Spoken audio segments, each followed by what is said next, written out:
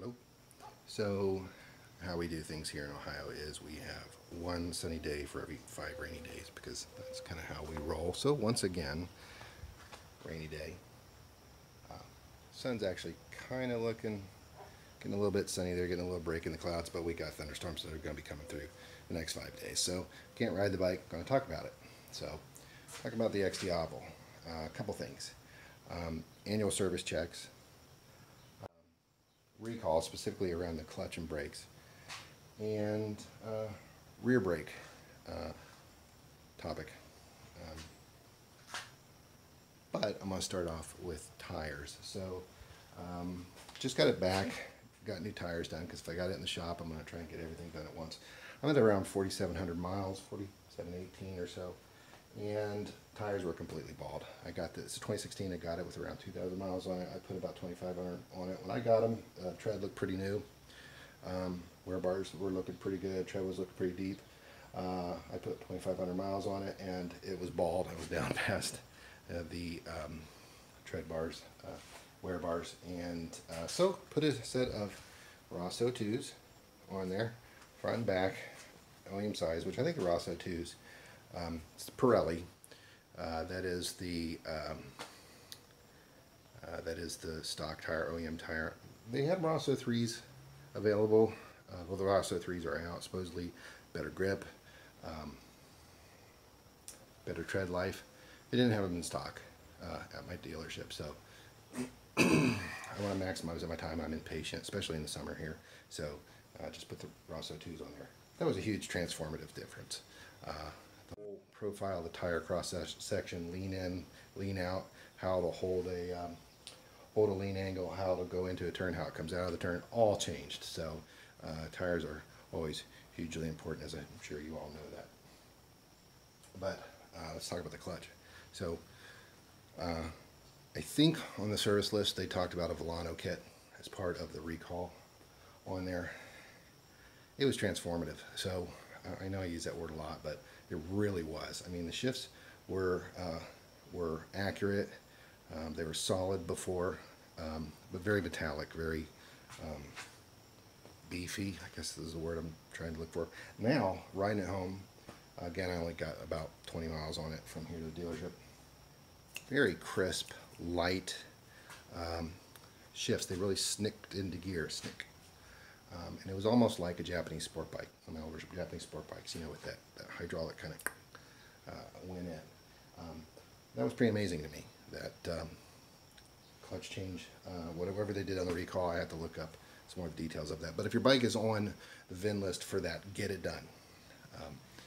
Obviously not just because if you lose your clutch, that's a bad thing, but also makes the bike run a lot better. Front brakes, didn't really notice much difference. I think the recall thing was more for peace of mind.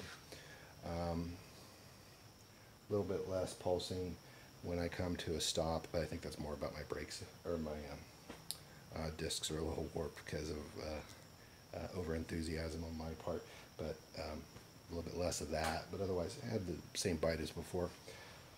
Rear brakes. So I had them change out the rear brake fluid. So if you're an XDiavel owner, you know that these brakes are really mushy, and the reason for that seems to be that well, I'll show you. Brakes are right here, and I got it. And the master cylinder's, it's on the air side of the bike. The master cylinder's back over there. Ducati has routed the lines from the pedal over through here, this area, past the catalytic converter and exhaust, single sided swing arm, and into the calipers there.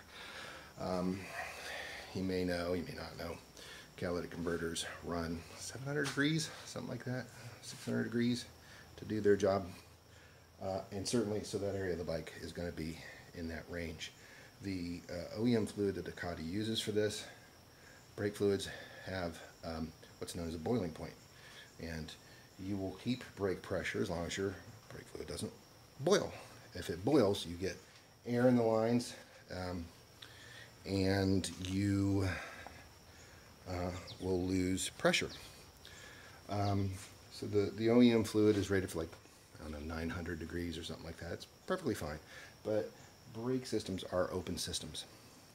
The brake cylinder pushes on the brake pistons, pushing on the cylinder, pushing on the pads. That's an open system, and if you ride in wet climes like Ohio, eventually they'll get wet. That fluid will take in H2O, water, and other contaminants. And then you have to look at what's known as the wet boiling point. And for this particular fluid, it is like 400 degrees, 500 degrees, something like that, 340. Have to correct me in the comments if I'm wrong. But below what obviously the catalytic converter runs at, and so therefore those brake lines having to be routed so close to that, that just accelerates the fact that you're getting to your wet boiling point, and this particular fluid is not up to holding at those temperatures. So now that I'm off warranty, I just did a bleed, had them do the bleed this time. I'm going to be putting in, there is some fluids that you can buy, a little bit more race oriented, that have much higher dry and most importantly wet boiling points that can handle those temperatures, and that will take care of that by all accounts. So I'll be doing that. I recommend you do it too. I'll put a link in the description to that fluid. I'll be doing that myself now that I'm out of warranty. But yeah, if you're on the list for the recall, and if you're on the list for the braking, either one of those two, do them, especially the clutch. Really, really, really nice. And the annual service thing, you know, if you're in warranty, do it. If you're not really mechanically apt or capable, do it. It's obviously worth it. You want to be changing that oil every year, right? Every season at least. But again, I'll be doing my own here because I'm out of warranty. Yeah, that's pretty much all I wanted to talk about today.